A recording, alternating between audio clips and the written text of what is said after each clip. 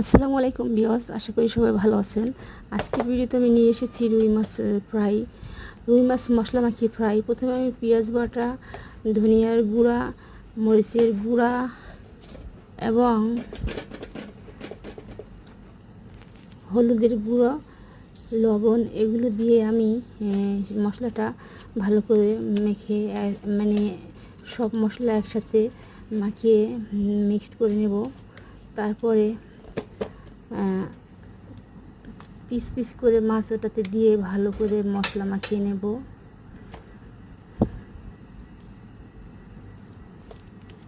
প্রতি পিস মাছে ভালো করে যাতে মশলা লাগে, লবণটা মাছের ভিতরে ঢুকে মশলাটা সুন্দরভাবে মশলা মাখিয়ে গরম তেলের মধ্যে আমি এক এক করে দিয়ে ভেজে নেব।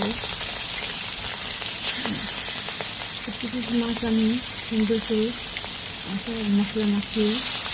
মশলা মাখিয়ে আমি দিয়ে নেব। তারপরে